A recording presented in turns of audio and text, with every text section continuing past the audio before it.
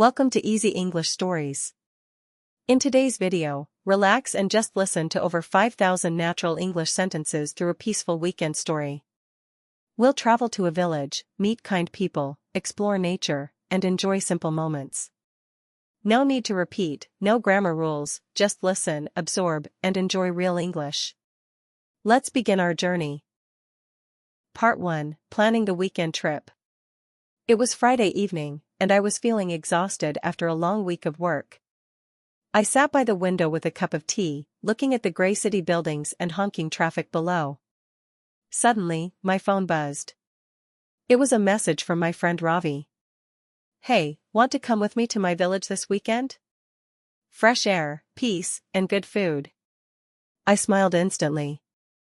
That sounded like the perfect escape. I typed back, "Yes.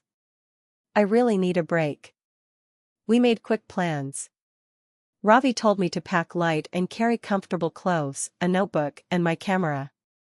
I opened my backpack and began placing everything neatly: 2 pairs of clothes, a toothbrush, my favorite book, and of course, snacks. I told my parents about the trip. They were happy that I was taking time for myself. I checked the weather forecast. It was going to be sunny and pleasant. I laid out my clothes for the morning and set an early alarm.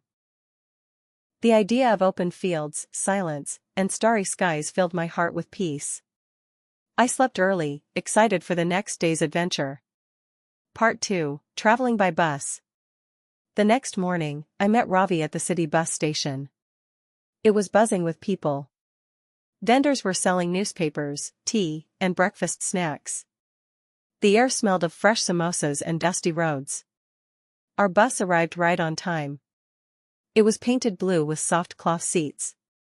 We climbed in and found 2 window seats together. We placed our bags above and sat down. The bus started moving, and soon the tall buildings began to shrink behind us. The road became wider, and the traffic lighter. The city noise faded into the background. Ravi pointed to a flock of birds flying in a perfect formation. The sky looked wider than usual. I rolled down the window. A gentle breeze touched my face. We talked about school memories and laughed about old stories. Vendors got on at every small stop, selling peanuts, bananas, water bottles, and spicy chickpeas. We bought some snacks and shared them. I could already feel myself relaxing. After about 3 hours, we finally saw the welcome board, "Welcome to Bhavanapur Village." Part 3, Entering the Village. The road into the village was lined with trees. We could see small houses with tiled roofs. Goats wandered freely, and hens ran across the paths. We saw children playing with sticks and tires. Some were flying kites. As the bus stopped near the village square, Ravi's grandfather was already waiting for us with a big smile. He welcomed us warmly. "You've come at the perfect time," he said. "The fields are green, and the weather is good." We walked to their home. The house was simple but clean, with clay walls and a thatched roof. It had a large courtyard where cows rested in the shade. We removed our shoes before stepping inside. Ravi's grandmother brought us cool water in brass tumblers. It was stored in a clay pot and tasted fresh. I sat on a wooden cot under a neem tree. Birds chirped nearby. The air was fresh. It smelled of earth, trees, and something delicious from the kitchen. The peace was overwhelming, in the best way. Part 4, Exploring the Farms. After a short rest, Ravi took me for a walk through the farms. We walked on narrow paths between green fields. The soil was dark and rich. Some farmers were busy cutting crops, while others watered plants using pipes. We waved and greeted them. They waved back with big smiles. We saw sugarcane fields swaying in the breeze. Ravi picked 2 sticks and handed me one. "Try this," he said. I chewed on the juicy sugarcane, and its sweet juice filled my mouth. We laughed and wiped our sticky hands on leaves. A group of women was planting rice nearby, singing folk songs. The melody was soothing. We saw a pond with ducks swimming. Buffaloes were bathing nearby. A small boy ran behind a kite, yelling happily. It felt like time had slowed down. Nature was all around us, calm and alive. Part 5, Talking to the Locals. In the evening, the village square came to life.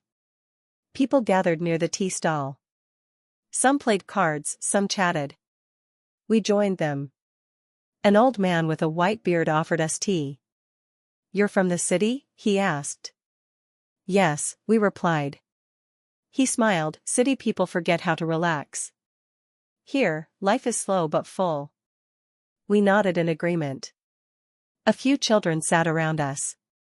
They asked us questions about school, movies, and mobile games. We asked them about their school and what they liked. Ravi gave them chocolates he brought from the city. Their eyes lit up. One boy ran home to show us his drawings. Another girl recited a poem she had memorized. We clapped for her. That connection, that warmth, it was rare in the city. Part 6, Enjoying Village Food. That night, dinner was served in the courtyard. We sat on mats, and food was served on banana leaves. There was hot roti, dal, rice, spiced vegetables, and homemade pickles. The food was simple, but it tasted amazing. Every bite felt like love. We ate slowly, under the open sky. After dinner, someone lit a small fire. The villagers sat around it. One man played the flute, while another sang an old folk song.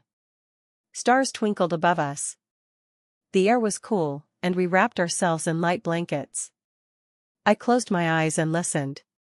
The night was peaceful, filled with music and silence. That night, I slept deeply on a wooden cot under the stars. Part 7, Morning Walk and Farewell. We woke up early. The sky was pink and orange. Birds were singing.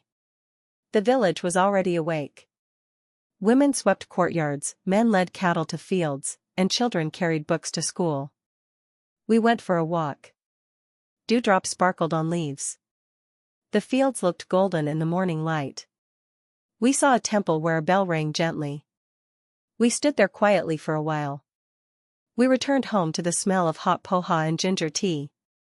After breakfast, we packed our bags slowly. Looked around the house and the fields one last time. The family gathered to say goodbye. Ravi's grandmother gave us some homemade sweets. His grandfather handed us fresh vegetables to take home. We promised to return soon. With many hugs and smiles, we walked to the bus stop. Part 8, Returning to the City. The bus ride back was quiet. I looked out the window. Trees, fields, and open skies passed by. The city buildings came closer. The roads became noisier. But my heart felt different.